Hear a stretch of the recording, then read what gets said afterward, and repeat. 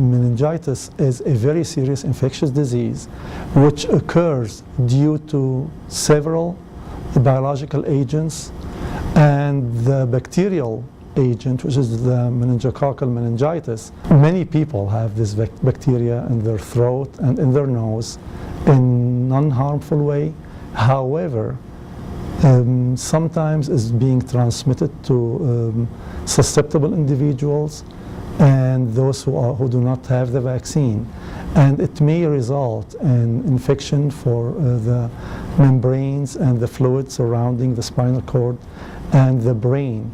It may result in septicemia and can result in death.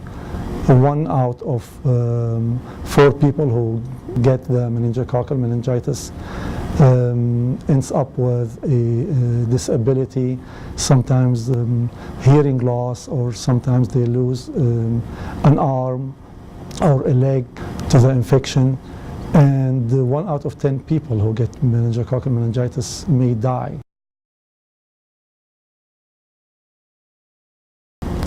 This disease occurs mostly among the younger population and among adolescents, and specifically occurs among university students and freshmen who move to a new living environment. So one of the programs which we are implementing are working with the public and educating the students and their parents about the transmission of the disease, how it is transmitted, and what you can do to reduce your risk, and how you can get the vaccine. So practically we're working with the public to reduce the risk, with the providers to inform them about the importance of recommending the vaccine for the children when they visit their offices at age 10 to 12, and to provide them with the vaccine. Also, we have a program which focuses on early detection, and that is mostly related to the providers and to the universities or the schools, that a disease like meningococcal meningitis has to be detected early and should be reported upon suspicion.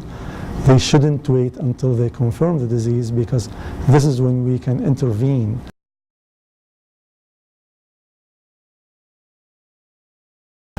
Fortunately, as I mentioned, the transmission of the bacterial agent, the Neisseria meningitidis, is really low.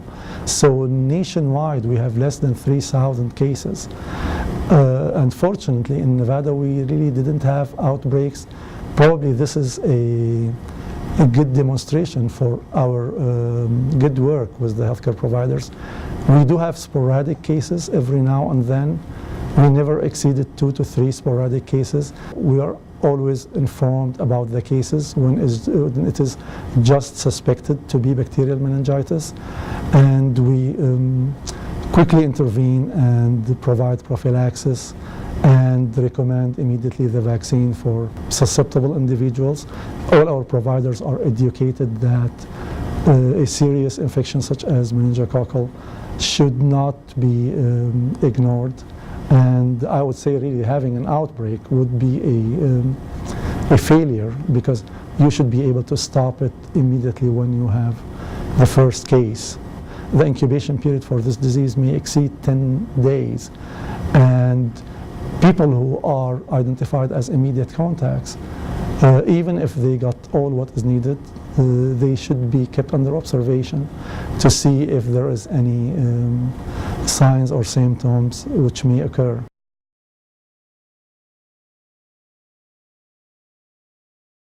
When we receive a report of a case or a suspected case, immediately we ask the providers to isolate the case, and we ask them to start implementing different lists of immediate contacts of that case, because we know really that immediate contacts could be exposed or could have contracted the infection.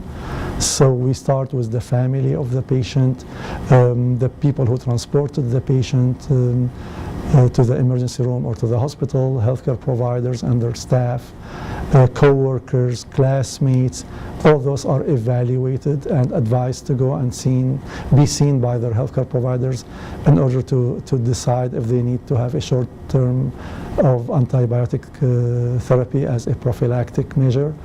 And what we do is that we send a technical bulletin to the providers in the area, informing them that we do have a confirmed case of meningococcal meningitis and what they need to do. We contact the schools, daycare centers, and the universities.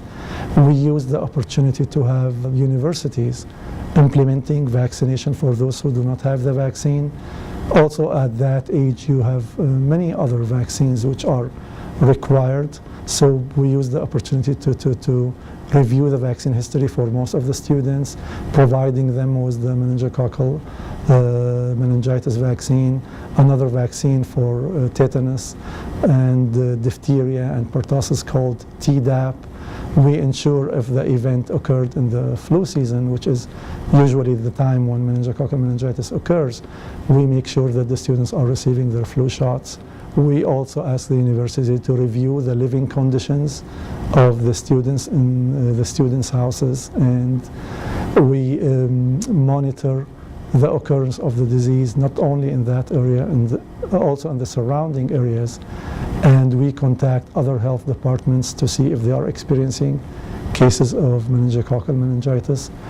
Usually we try to see where the case came from, where the patient contracted the bacteria, and this is very hard to identify because, as I mentioned, meningococcal meningitis is a disease which occurs among people who are susceptible. Many people have the Neisseria meningitidis in their throat and they carry it in a harmless way. So you will not be able to identify usually the cause, but we make our best usually to identify where the patient contracted the disease. There is a good therapy for the disease, but it has to be implemented early. And that's why we ask our providers to report the case or any suspected case of meningococcal meningitis immediately.